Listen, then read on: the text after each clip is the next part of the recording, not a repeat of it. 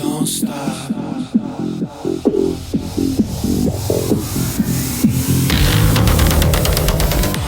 Hi, thanks for joining me on the Everything and Anything and a Bit Gay podcast. I am starting a new class tonight. I started one yesterday as well.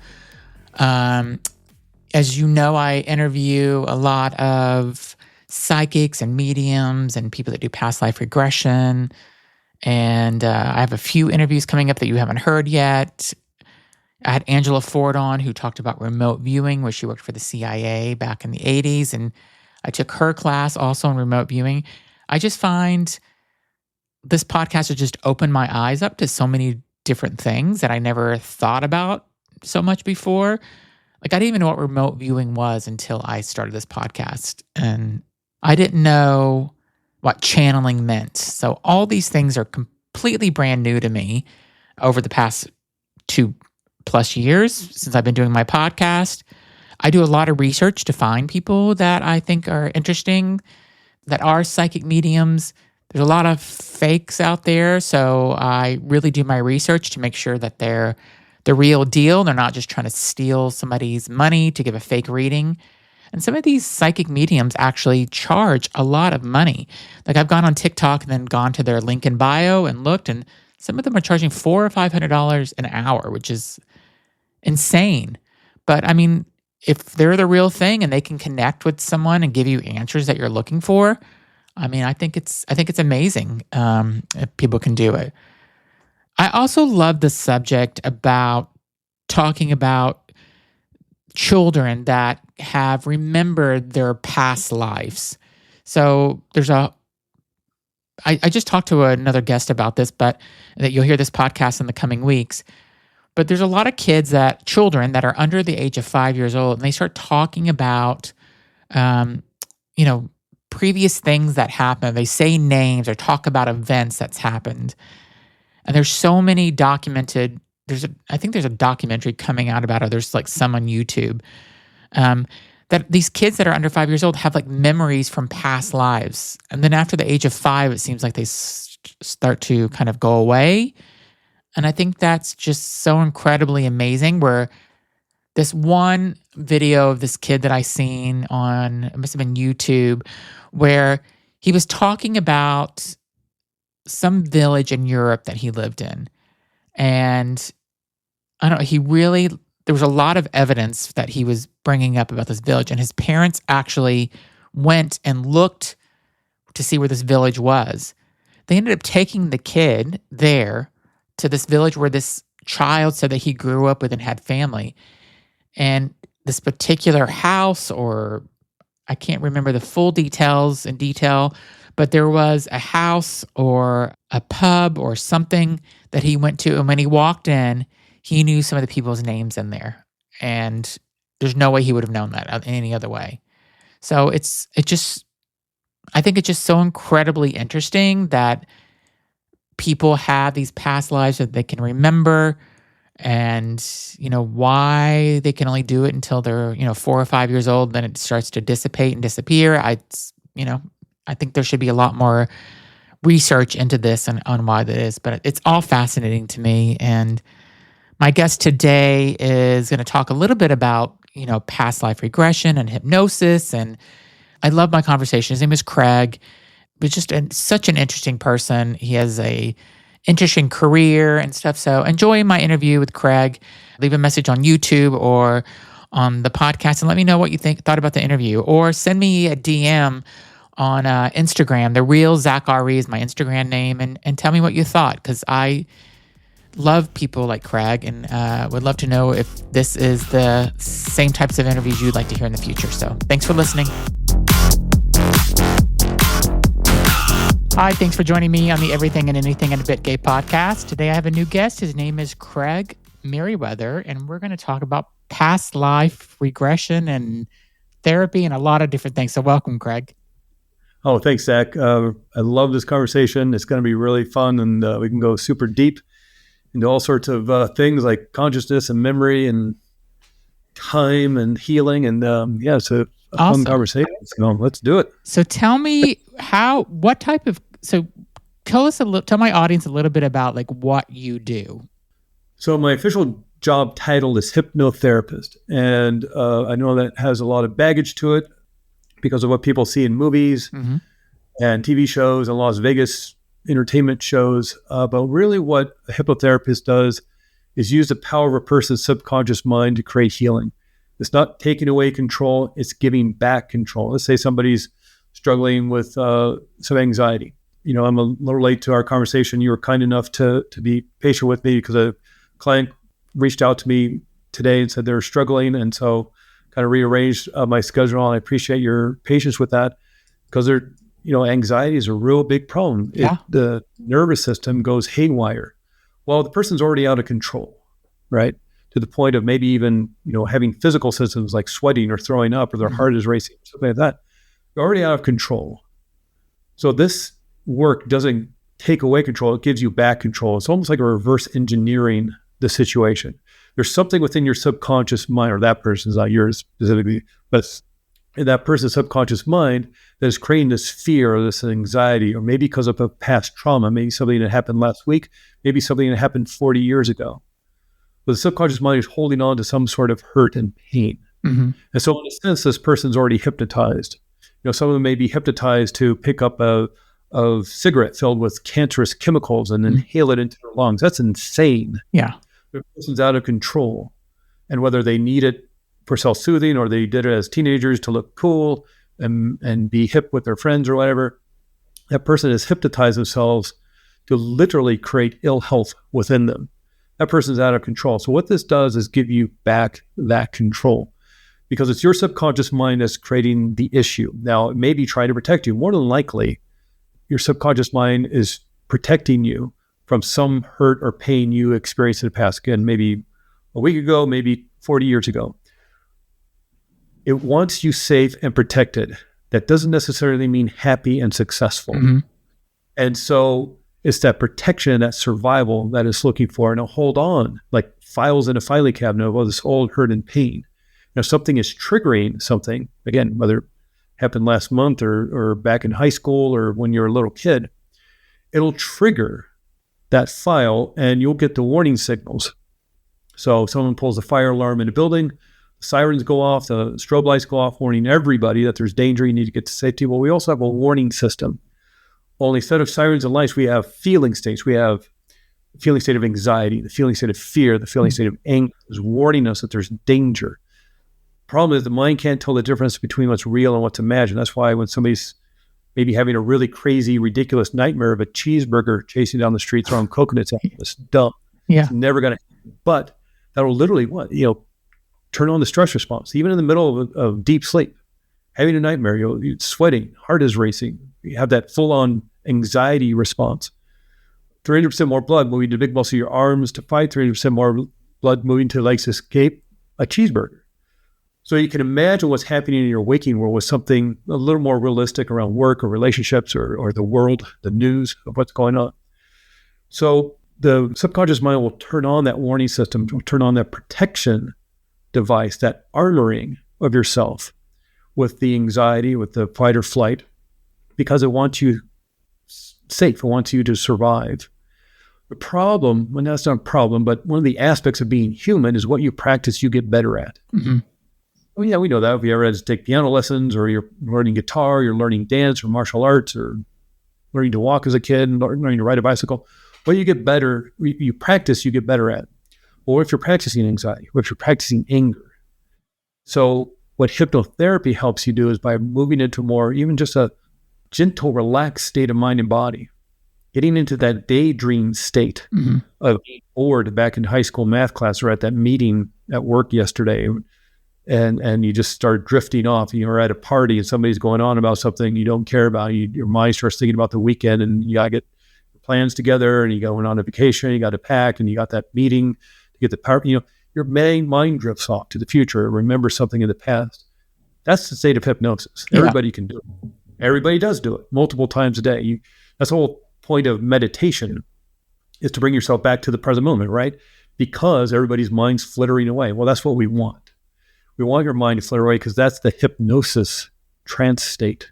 You can do it multiple times a day in a crowded airport with your eyes open under fluorescent lights, and you can do it anywhere because that's just the state of being human. Yeah. All we do is take advantage of it. And we take advantage of that state of what you're already doing to create healing. And I'm not that I'm fixing anybody. Again, I'm not taking control of this. I'm helping you gain back your control. So I don't fix anybody. I don't, hypnotherapy in and of itself doesn't fix anybody. Mm-hmm. But it's techniques and these tools that help you fix yourself. If you get a cut on your finger, you don't have to think about it. It heals itself. Yeah. You scrape on your knee. Yeah, you don't have to think about it. It just, the white blood cells go there, the new tissue, the scab forms, the skin forms. You only remember it a couple weeks later. You don't have to think about digesting your lunch or beating your heart. Your subconscious mind knows what to do. It just may be using faulty instructions on how to keep yourself safe because of some trauma you experienced, maybe a long time ago. Yeah.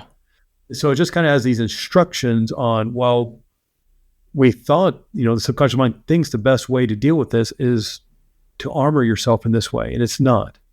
It just, maybe that was the best thing you could have done as a kid. So what hypnotherapy does is basically do the same thing you're already doing, only we're going to reverse engineer it and undo it. You're going to dehypnotize yourself from that anxiety or from that smoking or the hurt and pain you've been holding on to.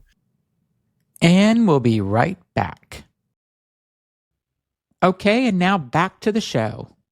Like, what's your typical client? Is it a person that has the anxiety or the person that's looking to stop smoking or lose weight? Or I live in Flagstaff, Arizona, and what I've been working with people around the world for the last 5 years because of Zoom. Like what we're doing right now. I can work with anybody now because of people are used to and accept Zoom, and it's so wonderfully comfortable to be in your home to do this work, you have to drive across town. And so what's been so amazing is I've been able to work with people across the country and across the world because of Zoom. But I don't work with a lot of smokers. I don't, it doesn't seem to be a thing anymore. Yeah. And I live in a kind of a healthy town where it's 7,000 feet. So all the Olympians come here to run and swim and to, do whatever. And we have a lot of high altitude training centers. So it's kind of a healthy town. So I never really got into the smoking thing. I've done it probably a handful of times over the 10 or 12 years I've been doing this, which is weird because it's like the thing it's famous for, helping you quit smoking. But yeah, you nailed it, anxiety. Yeah. If you believe that, of course you can. Anxiety is a lot of it, but who's it for? I worked a little bit ago with a 9-year-old kid struggling with nightmares for 2 years. One session, it's done. Wow. And again, it's not like I brag to say I'm doing this to somebody. I'm the brain surgeon. I'm not. I'm helping this kid take back control of his own mind. He'd been to the doctors. He'd been to the psychotherapists. He'd been to the psychiatrists. He'd been to the life coaches or whatever. He'd been to everybody. My wife and I run a wellness clinic here in Flagstaff, and I do hypnotherapy out of it. But it's mainly massage and float tank and all these different things. And the mom was getting a massage from Christina and was like, I don't know what to do. They have to sleep in bed with him. He has screamed every night for 2 years since he was 7 years old. And she said, I don't know. We've been to the doctors. He won't stop. It's wrecking our lives. Nobody's getting any sleep. And we're getting, angry with each other and we don't know what to do. And Christina's like, see Craig. And so, and that's the kind of interesting thing about hypnotherapy. We're always at the bottom of the list. We're the witch doctors, right? Yeah. So we're at the bottom of the list. It's like, there is no more hope. So let's try hypnotherapy. And, I talked to her a little bit over the phone, found out this kid was a Star Wars fan and specifically a Mandalorian fan, and started in the waiting room. I walked up to him. I started talking to him. And we started the process right there. Only when you're ready to do this healing work and get rid of this stuff today, get out of that chair and let's walk to my office. We get to office, my door's closed. I want to make sure, because no harm, no foul. If you don't want to do this, I'll let your mom making you do this. But if you don't want to do this, if you don't want to heal this now, but if you do want to heal this now, open my office door and pick which seat you need to sit in. Allowing him to choose, allowing him to decide that he wants to do this. And then doing the visualizations of, hey, put Mandalorians around your bed, 4 corners, top, bottom. Yeah. Have Goku, the baby Yoda, put the big ball of energy protection around both of you. And now let's run those nightmares over and over again and see what happens now. let him take back control of it. 45 minutes. And I just said, and you don't leave here until you're done, until you fix this. Yep. You don't get out of that chair. You don't open that door until you know it's done. So I waited until, open your eyes. When you know it's done, open your eyes, get out of the chair and get out of here because I got things to do. People, never had a nightmare since. Wow. And then you kind of, that's kind of the traditional hypnotherapy, right? So Yep. you've kind of taken it to the next level or in my mind, it's the next level where you're talking to people about past lives, about their ancestors, about your spirit guides that are helping them. So how did you transition into that and discover that? That's always been a fascinating aspect for me in my own life. Mm-hmm. That's always a section of the bookstore I find myself in. It's an extraordinary part of being human, mm-hmm. that spiritual side, and whether you focus on a specific maybe kind of tradition or religion, it's that ability to connect with that spirit side of ourselves, that soul side. And it's so fascinating now because there's so much science around it. Yeah. And whether you're listening to, Joe Dispenza or Lynn McTaggart or Greg Braden or some of those other people who kind of bridge science and spirituality or more traditional spiritual teachers, it's a fascinating aspect that's always just kind of grounded me and been a part of my life even since I was a little kid. I grew up in the Episcopal Church, mm-hmm. which is Catholicism light, the Protestants over there in England. But they have the robes and the candles and the whole thing. And I just liked that as a kid. I thought that was cool. And the ceremony and the rituals, and just kind of expanded as I got older and learned more about the world and other cultures. And what I found fascinating about my own life, from 1990 to about 2001, I lived in Santa Cruz, California. Okay. That's kind of a hippie town. It's about 90 minutes south of San Francisco, right there by Monterey and Carmel. But a very hippie-ish town, got University of California, Santa Cruz, lots of different cultures and ethnicities and dance and music and, of course, spirituality around that as well. And so I was just investigating everything, just diving into whatever I could. And they had downtown Santa Cruz, and at that time was still extraordinary, but back then they had like 8 bookstores, mm-hmm. had something like 16, 17 movie screens, most of which were art house movie screens. It was such a wonderful place to figure out life, to learn about life. And I would go to the New Age bookstore all the time. And there was another bookstore called Logos, a huge, like 2-story used bookstore. And I would always end up in the spiritual section. But in that New Agey bookstore, there were sections that I just wouldn't, I don't like that. Yeah. I don't like Atlantis. That seems, I don't know. That's not my thing. I don't like talking to spirits and past life. That's just not my thing. So there are certain sections that I'd only go to. And it was pretty narrow just because I grew up Episcopalian. I grew up raised going to a Baptist school. So I had a very limited view of what it was. And so over the years, it just that sections of the bookstore just expanded for me. And one of the aspects was past life regression. It was just fascinating to me that people could remember these things. And it was more around the science of it. Like Ian Stevenson, who is a researcher and professor who would just go into the remote villages and research these kids who said they were experiencing past life regressions or reincarnation episodes, and then go to the other village and talk to the families. And it was like, you can't make this stuff up. So your religion that you grew up with, though, doesn't really necessarily, that's not the part of your religion, right? So no. Did it change the way you think about religion now that you've done this, and also the way you think about death? That's that's a really good question. It does. I spent a lot of time avoiding the kind of whole Christian aspect because I grew up with a Baptist school from 6th grade to 12th grade, Episcopal Church. And so when I was opened up to these other spiritualities from around the world, it was very refreshing. But I find myself kind of, investigating more about the more Western side of things, more Western Hermeticism, the Golden Dawn kind of stuff. Because it is my heritage, the United Kingdom, and there's only so much I can learn about a culture when I really don't understand the language or am really born into it. And so I find myself coming back to it now that I'm older, but in a different way. Hmm. In terms of death, it certainly is an aspect of like, oh, don't fear death anymore. Yeah. When it's a one and done, yeah, I mean, that's scary because like, I'm not getting it done. Yeah. I just turned 58. And if I thought this was my only time, it's like, what do I got? Yeah. I lived into my 90s, maybe, but it's still not that much Yeah. time in the larger scheme of things. But if I think that I'll have another go at this for my own learning and my growth, it makes it a lot lighter. It makes it a lot freer Yeah. to think that, okay, I've made some mistakes. And that's part of learning, you know? So what do you think happens when we die?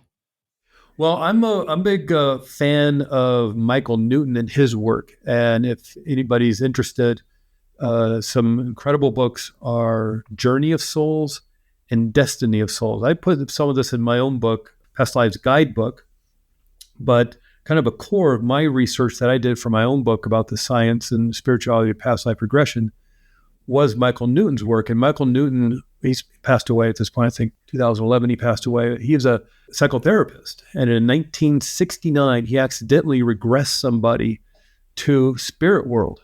So that life between lives, as he called it, that soul world. We're not humans, we're a soul in spirit world, however you want to say it. And he was getting his client he was working with, he thought, using hypnotherapy, he was going to get them back to childhood to do some resolution around the issue. The guy went all the way back to being a spirit. Wow. And in this soul world.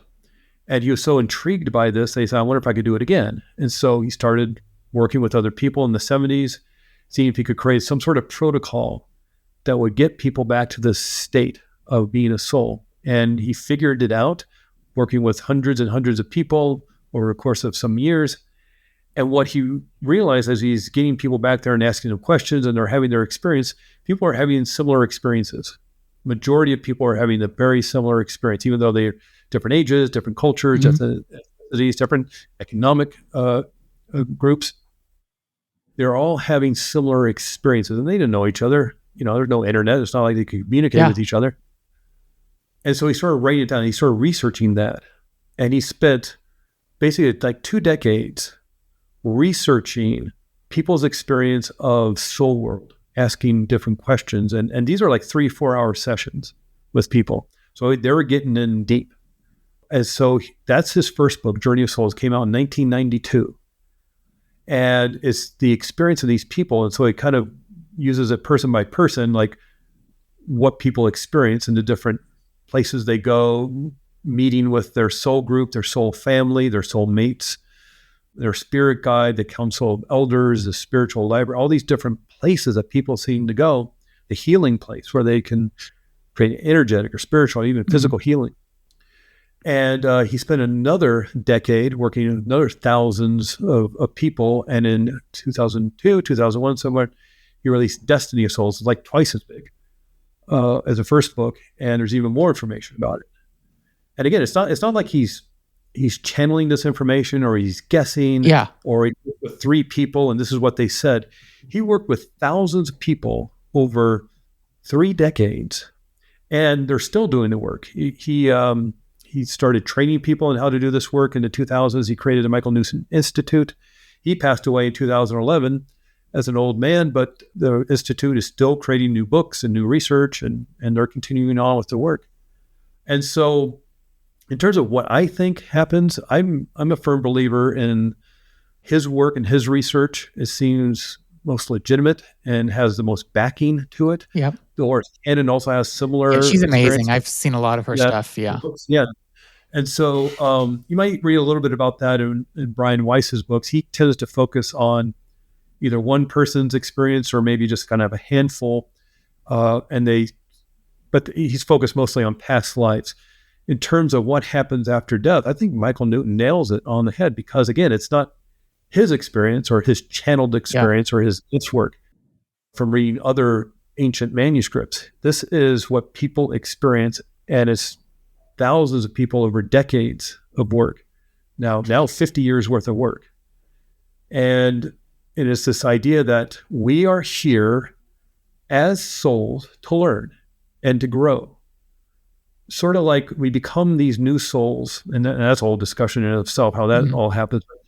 Let's say we become new souls, we create new souls. We are placed in a group, sort of like you're meeting all your friends in first grade. And in first grade, you meet all these people, and these are the people that are going to go with you, learn, grow, and develop as your friends and human beings, all the way to getting your master's degree in life, getting your PhD degree in life, the university, everything. And so it's sort of like that with souls. We start off in first grade and we grow together. And it's sort of this idea that we come to Earth as a training ground, almost like, well, the computer simulation theory, almost like a simulation to learn and to grow in a place that is safe. Sort of like a pilot needs to fly to London next week. He's never been to Heathrow Airport, so he's going to get on a flight simulator and practice where it's safe in his home office. What happens if there's turbulence over the Atlantic? What happens if it's raining, it's dark, whatever? Well, this is sort of what this Earth is to us as souls, and we're here to learn and to grow, and we bring with us our soulmates.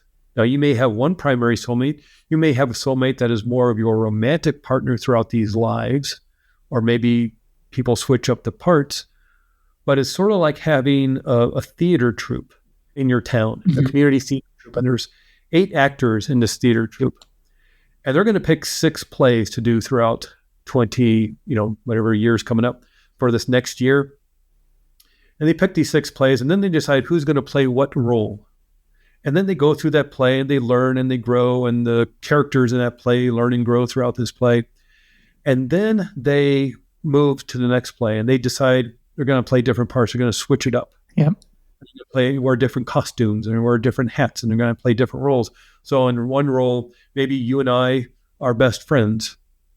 And now in this next role, we're going to be enemies. And in the next role, we'll be romantic partners. Yeah. And we'll wear, be different time periods. But we're there to learn and grow whatever part we're playing. Maybe we're there as supporting players. Maybe we're not the leads. Or maybe everybody is a lead. It's a bit on some, there's all different ways that this can happen. But if you can understand that we are souls playing a role, and it can be hard to wrap your head around sometimes, because many of us have gone through great trauma and have gone through great terror and have created great fear and anxiety and stress in our lives because of how we grew up, because of the hurt and pain in the world right now of what's going on. And it's hard to think, like, why would I do that play? Yeah. Why would I use that role?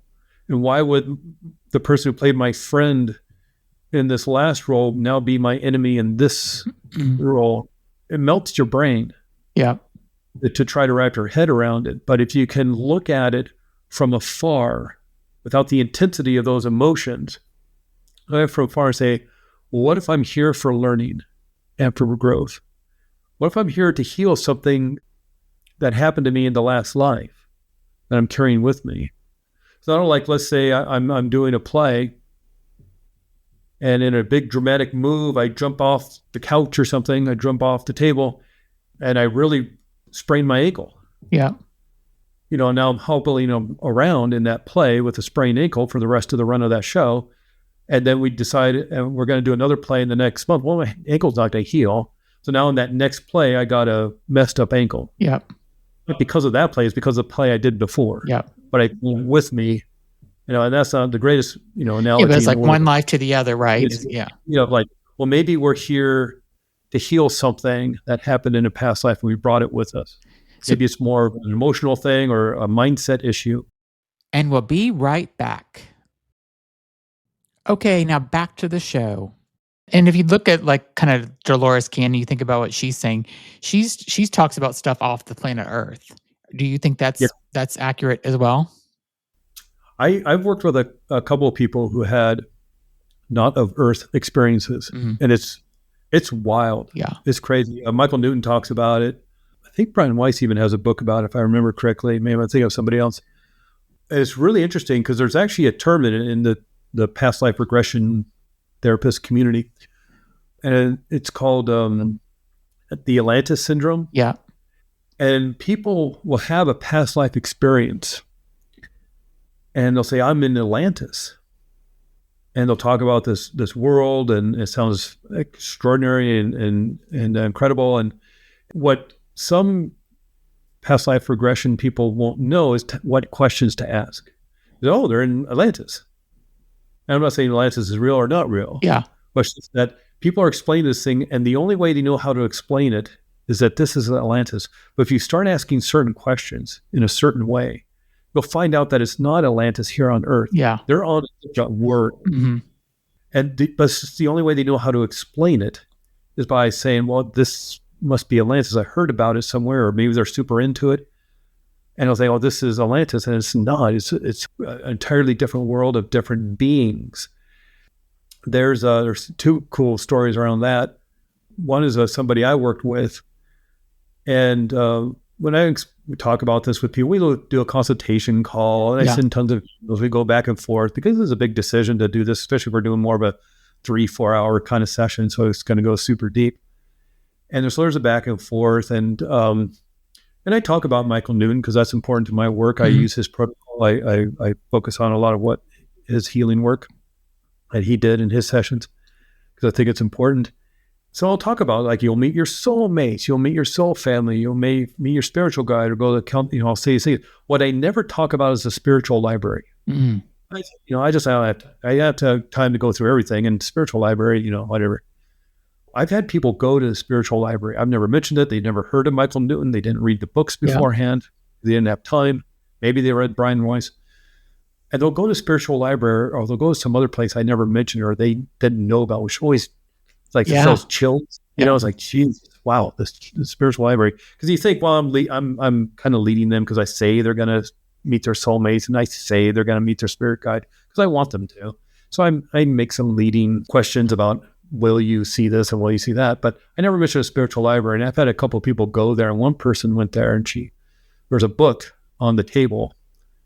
And to understand this, why people experience the soul world and amaze, that sounds like a movie I saw, or that sounds like Earth. And the way I explain this to people is that it's sort of like you're bringing in this 5D information into a 3D brain. And so it has to make accommodations as to how it's going to present you this information. Yeah. So it needs to figure out how the visuals and the sound are going to translate from a 5D world into a 3D world in a 3D brain. And so it makes some accommodations. And so a library may look like a library. Yeah.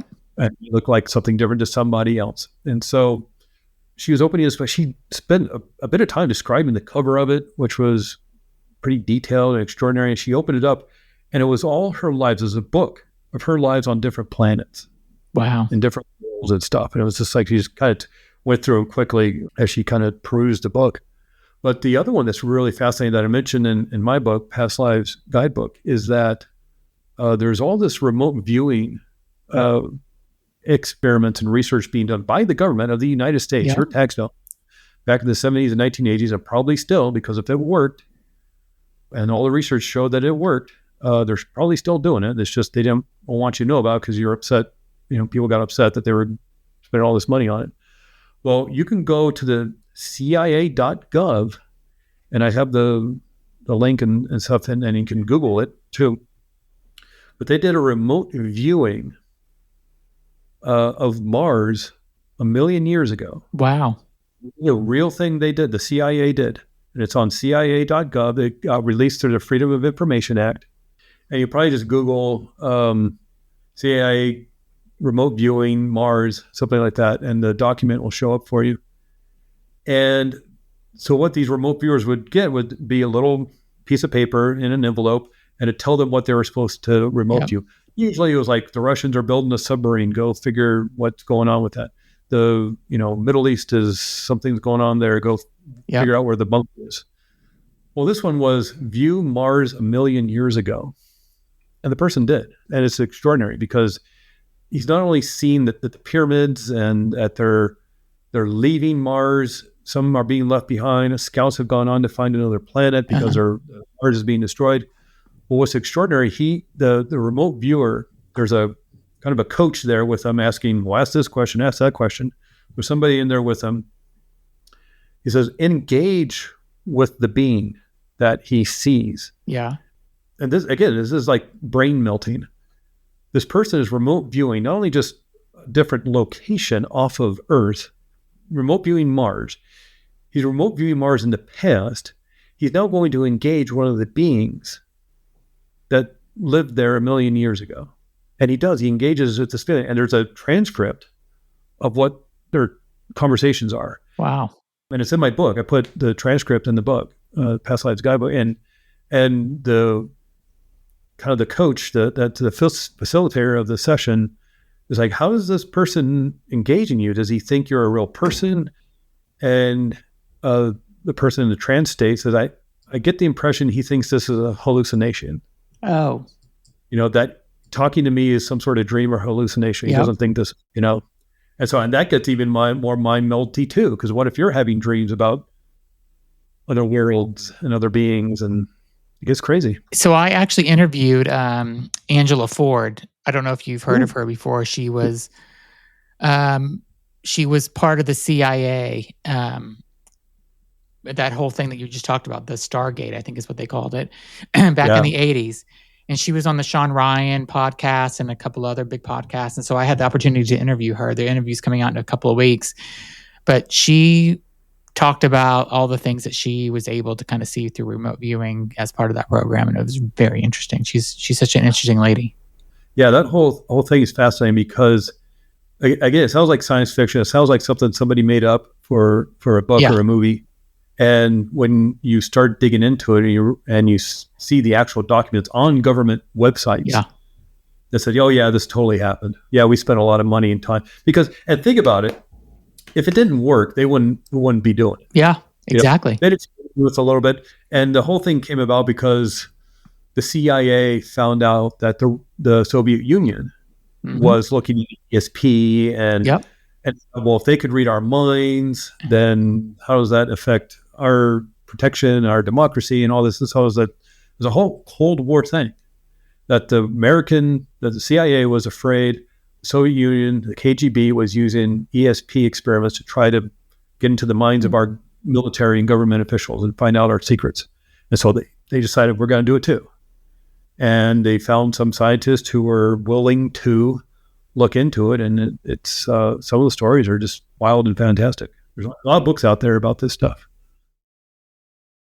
Yeah. I mean, Angela Ford was able to help them find some of the most wanted people on the FBI list. And she told them there's a guy that's in Wyoming, and it was a guy they were looking for, and he was part of the drug trade. He was doing something with drugs. And they're like, no, he'll be in Florida. And she's like, no, he's not. He's at this hotel. And she basically said, and they sent somebody there, and the whole story, they found this guy. And he was exactly where she said. And it was like Wyoming versus Florida. And they're like, hey, there's no way this guy's in Wyoming. And she was able to find him. So she was so fascinating. Yeah, there's the whole thing started as they're just kind of walking into it and seeing if this kind of worked, dipping their toes in the pool. They were doing these blind kind of tests around it. And so they had two groups, and Group B was going to supply the information. Group A was going to do the remote viewing. And so Group B had somebody say, give me coordinates of something. So it's all this double blind kind of stuff. Gave coordinates.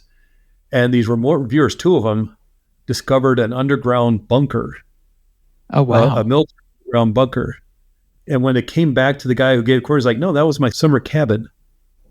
But there's this is a big failure and things. So the more they started researching and looking into it, they started getting visited by the NSA because they discovered a underground National Security Administration underground bunker that was listening to Soviet satellites. Oh. But what they were, one of the remote viewers was looking at files on people's desks and looking at name tags. And as this guy was saying, hey, have you ever heard of this project called Monarch or whatever? Yeah. Or have you ever heard of this project called Teapot? And is there a major Wilson who works and he was asking so many questions, the NSA thought they were spies, and they had months and months of investigation to see if they were spying. And all that happened was, well, here's the coordinates of my summer cabin that nobody knows about because I don't talk about it. And it was so small compared to this underground bunker. They didn't see the cabin; they saw the underground bunker. Wow, that's amazing. Yeah, yeah. That's how this whole thing really started. It was just this experiment that gone kind of bigger than they expected. But even like you were saying, you can find, well, where is this? People in hotel rooms and things. They knew the Russians were doing something. The Soviet Union, should say, was creating something, and they, like in a warehouse or something. Again, it's in my book, and I'm forgetting all the details of it because there's so much stuff to try to remember around this. But the guy remote viewed this building site, and he says they're making the biggest submarine ever, and all these torpedoes. It's like he described this huge submarine they were building, world's largest submarine at that time in the 1970s. And they're like, that doesn't make any sense because it's nowhere near the water. Yeah. Why would they build a huge? It's like building an aircraft carrier. Yeah. Nowhere near the water. Yeah. It doesn't make any sense. And so what they had him do was, I want you to remote view, because they didn't believe him, or they thought he was looking at something different. It wasn't a submarine. He said, I want you to look into the future and see how they're going to get it to the ocean. Yeah. They remote viewed the future. They said they're going to dig a channel with big excavation equipment, and then they're going to slide it into the ocean. They're like, that's the dumbest thing ever. And then like 2 months later, they started digging the channel. They could see it from south. And it ended up being the biggest submarine ever built at that point in time. And so it's not just like people would see across the country or across to another planet. You see across time. Yeah. And what if everybody had the ability to do that in some form or another? Doesn't it really make you like think about like everything that we've been taught our whole lives is just like not even real in a lot of ways. Like it's all, it just makes you kind of rethink how life is lived and stuff. Yeah. I want to ask you a question about, you see a lot of kids now that are, especially with social media and videos and TikTok, but I see this coming up a lot where kids are talking about, when they're like 3 or 4 years old, they're talking about who they were in a past life. Yeah. So I think that's so fascinating because there was one story that I seen, or was a documentary maybe I watched, that where they actually went and talked to the person's family that this kid was before. What are your thoughts on that? Yeah, that's extraordinary. Kids, if you have the inclination and the parents are okay with it, ask a kid about that stuff. Yeah. Because kids will remember. There's something about maybe their brains are so, unfilled with information. As we grow older, we stuff our brains with so much information, we block that stuff out. But the little kids will remember stuff. That's pretty extraordinary. Again, I have some stories of that in my book. Dr. Ian Stevenson spent decades researching that kind of stuff. And it always seems to be these remote villages in Afghanistan or India or something, but this kid will remember his family, and then it's the couple villages over. But there's no way these families knew each other. There's no communication. It's like too far away. And, they'd contact Ian Stevenson, would find out, and he would go over there and investigate this. And it's like, all this information lines up. It's pretty extraordinary. I just think that veil is so thin when you're a kid that and I think there's a skill level as well. I think everybody could do it. Hey, I can play the cello. Yeah. Doesn't mean I'm Yo-Ma, I can kind of play guitar. I'm no Jimmy Page. Yeah. So I think there's a skill level and a talent level to some of this stuff. That's why people maybe can channel or be mediums, or maybe even see other people's lives, read the Akashic records, that kind of thing. But we all have the ability to do this. And I think little kids, because they're so close to having been that spirit, they're only a couple of years of being on earth. And so they're so close to being that spirit, and they haven't been, beaten down by life or with all this information or whatever it may be, hasn't blocked that part of it. And it may be a cultural thing too, because if you grow up in a culture or religion or a philosophy that doesn't believe in that, you're going to shake it off. Do you think that the world overall, just because of information flows more freely now, and there's, internet now and social media, do you think people are more open to this than they were like back in the 70s or 80s, even before internet? Well, I think Dr. Brian Weiss's book, really opened this up. And it's so wonderful that it was Brian Weiss because of his resume of he's a medical doctor. Okay. He's a doctor. He's an MD, a medical degree from Yale, a chemistry degree, a bachelor's degree of chemistry from Columbia, I believe, medical degree from Yale. He went into psychiatry and lots of research papers, books he had written. And it was working as in the capacity of a psychiatrist with a patient with anxiety and extreme fear and all this stuff, that after about a year of working with this person, kind of accidentally regressed her into a past life. And that seemed to start fixing things. Wow. And so I worked with her some more. And that's what that first book, Many Lives, Many Masters, that happened in 1980. The book didn't come out till 88, I believe. And so it wasn't like, he just I had this experience last week and I wrote a book about it. He spent some time, and what really kind of convinced him as a left brain analytical academic was that she was telling him information about his life that nobody should have known. Mm. Things about people who had passed, including his own child who had passed, I think when they were little, really little, like 1 or 2 years old or something. Things that nobody should know because there's no obituary. There's nothing in the newspapers. This is 1980. So that's how you can look it up on the internet. There was no obituary. So it's not like she was a weird stalker who just went to his home and looked through the newspapers for millions of years. She just had all this information about issues within his life that there's no way she could have known, on top of all the other things she was experiencing around her past lives that also proved to be true. And he wrote about it under great kind of distress of this isn't who I am. I'm an academic. I write things about, chemistry within the brain and psychology and things like this. And he wrote that book, Many Lives, Many Masters. And I think because of his resume, because of who he was, it was accepted a little more well than I think maybe somebody who's more just kind of brought up in the new agey world. But I think it was accepted a lot more. And I think that opened up this line of thinking, because this was relatively new to Western culture, American culture.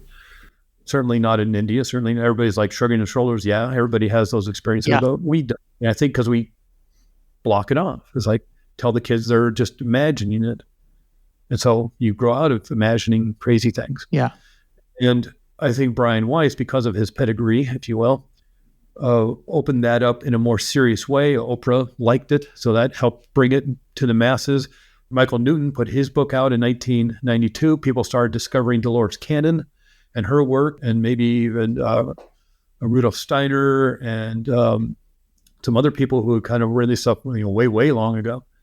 Edgar Cayce and his books back long ago, and all the work Edgar Cayce Society is still doing. And I think because of Brian Weiss, I think he's the kind of flashpoint in Western culture of opening this up and making it more acceptable. Yeah. Talk about around the dinner table here, Midwesterny families. We'll be right back after a word from our sponsors. Okay, now back to the show. I mean, I think that if it wasn't for religion, I think more people would be more open to it. I think religion a lot of times holds people back because it kind of blows up everything about religion in a lot of ways. Yeah, and it does. It because if it's not one and done, then what are you worried about? But if you need to get it done in this life, you better have some people on your side. What do you think? Do you think that people at some point stop coming back, or it's just a continuous process where they're always coming back and learning or trying to live a new life? Look, again, according to Michael Newton information, there is a point where you end up doing something else. And if that's becoming a guy, sort of you get your PhD and now you become the teacher. You become the professor and you start leading a group. Or there seems to be something else. And it seems to be unclear because these 3D brains of ours seem to not be able to access the information of what comes after that, as my interpretation of the Michael Newton information and some others. There is more to this. This is just sort of seeing here's how you go from first grade to PhD here on planet. Once we get all that information, then we get to what? Yeah. Something. And so you either service other souls as the professor, as the guide, as a facilitator of their experience, helping guide them to learn and grow, or there's something else. Let me ask you, you have two books actually, but your latest book is called Past Lives Guidebook. Tell me what kind of inspired you to kind of put all this together. Is it because of all the different stories that you've kind of encountered? Honestly, it was my own curiosity. I wrote this book for me.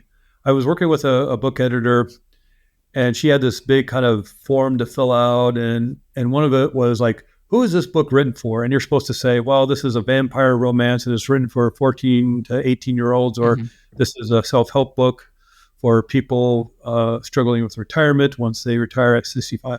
You're supposed to tell who the book is for. And really, like, I don't know, this book is for me. Yeah. Because I'm curious about this stuff. I'm skeptical about this stuff. And that was the big key. But I'm also a true believer, all at the same time.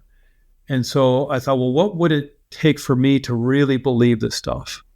Because I wanted to move more. I've always been doing past life regressions. Is honestly one of the big reasons I wanted to become a hypnotherapist as opposed to maybe some other modality that's very healing, was of this deeper aspect of spirituality that you could connect to using subconscious mind, super conscious level mind, that higher self of yours. And the school I went to, Hypnotherapy Academy of America, real school you go to, you sit in classroom with other people, 2.5 months, 500 hours, but the last 100 hours, the last 2 weeks, Wow. 9 a.m. to 6 p.m., Monday through Friday, the last 100 hours is past life regression. And so I propose, I want to go to that school. And so you get this foundation of clinical hypnotherapy, medical hypnosis, and then on top of that, if you're interested, past life regression. So I went to that school, and while I kind of focused the earlier part of my career on more of the clinical side of things, helping people with trauma and confidence and things like that, past life regression was always there. It's on the website. You kind of have to look for it, but it's on the website. And I was always doing it. And there was always that nagging thing. It's like, I want that to be my focus. Yeah. I live close to Sedona, Arizona. Yeah. I love it there.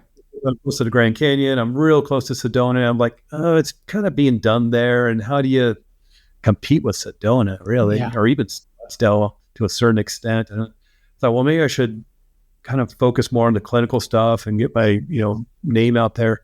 But I always kind of wanted to focus more on the past life regression. And since, it was COVID really, that brought this ability to do Zoom sessions to public. It was always happening, but now more people are accepting of it.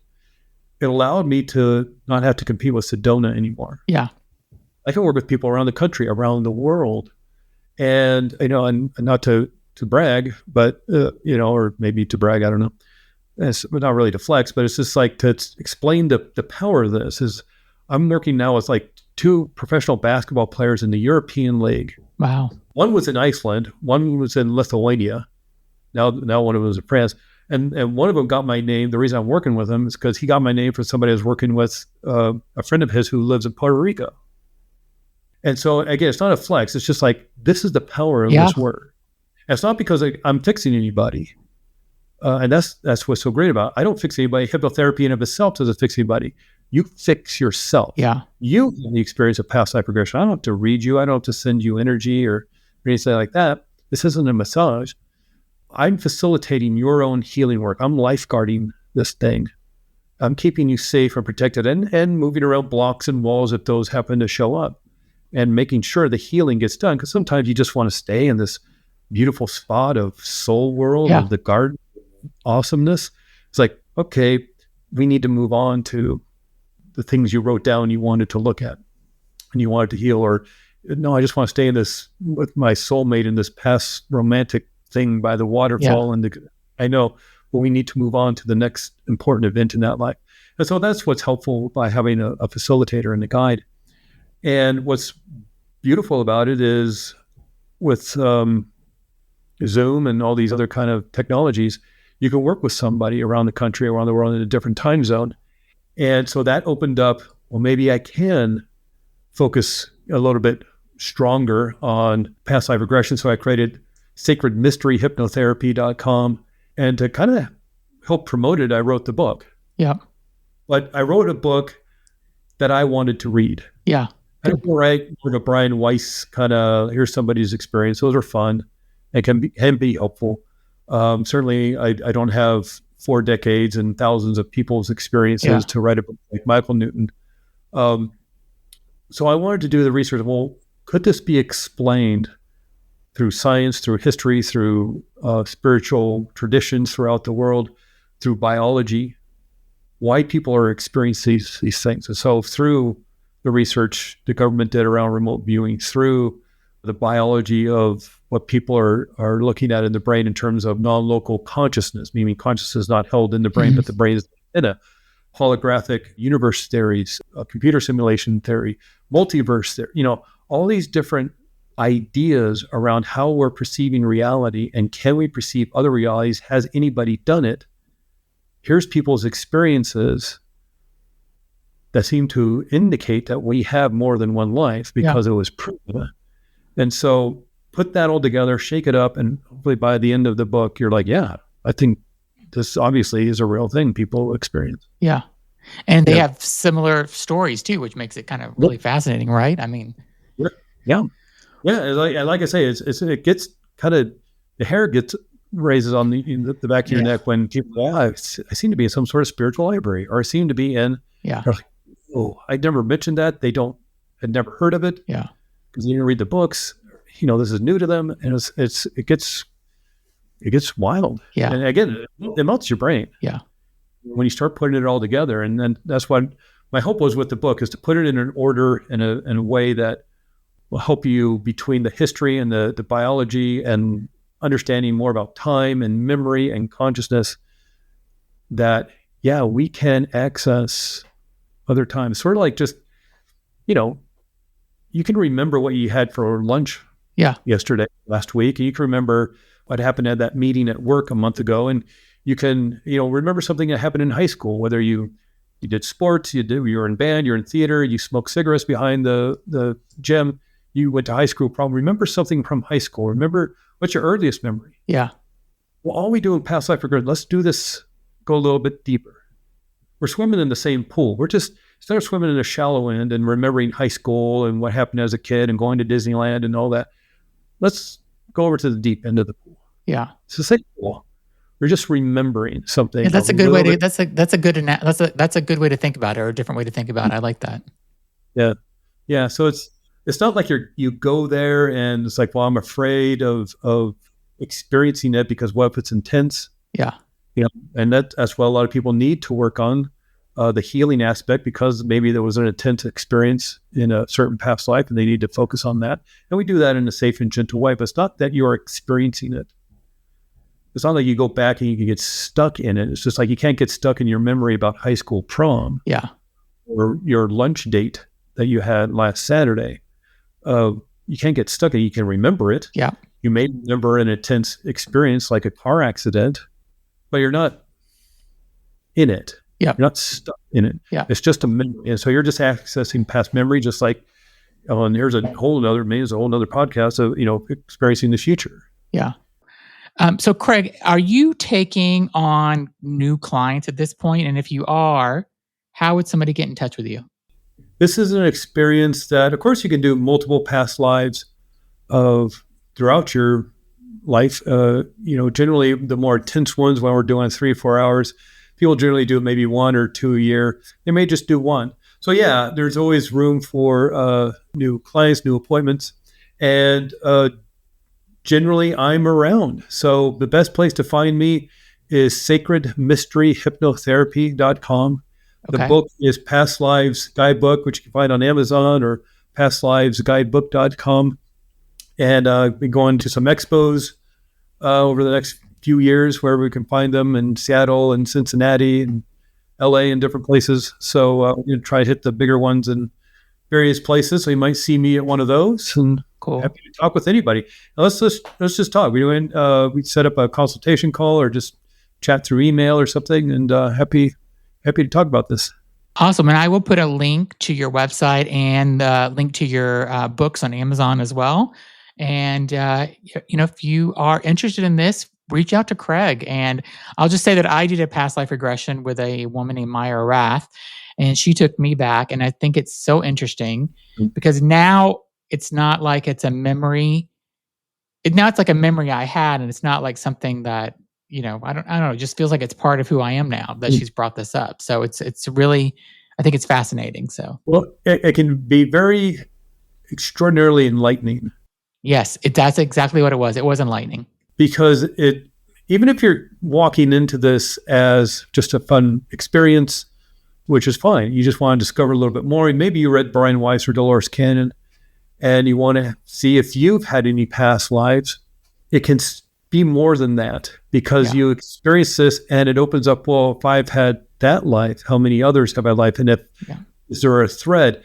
And my work, even if it's just for a fun experience, what is the purpose of this? Yeah. I mean, we're going to ask some important questions, especially when you're in soul world. What is the purpose here? What is the lessons you're here to learn? What is the ultimate goal? And so it can be not only a fun experience of having the memories of that past life and maybe several experiences or important events in that past life. Certainly, if you lived to be 90 years, you can experience that 90 years of life, but we'll focus on 4 or 5 important events in that past life that have to do with what you want to discover or the healing. If you're looking for something a little deeper, a healing you feel or know you need to accomplish and resolve. But it's also once in soul world and the healing that can happen there and the insights around your soul family and why did you go through what you went through? Why the people in your life? Why is your mother the way she is? What are you going to learn because she is the way he is? Why is your father the way he is? Who was chosen? Did you choose? Who gets to play your parents? Or did you have a role in that? And why this exists? It can be extraordinarily powerful. Well, thank you so much. I love this topic. I'm so glad I got a chance to talk with you. And I will go out and get your book tonight. So thank you so much. I appreciate you being on. Thank you, Zach. I really appreciate it. Everybody be sure to, if you haven't subscribed already, subscribe to the podcast. Also visit Craig on his website and check out his book on Amazon. It's all in the description of this video or podcast you're watching. And thanks so much for listening. Thanks, Craig. Thanks, Zach.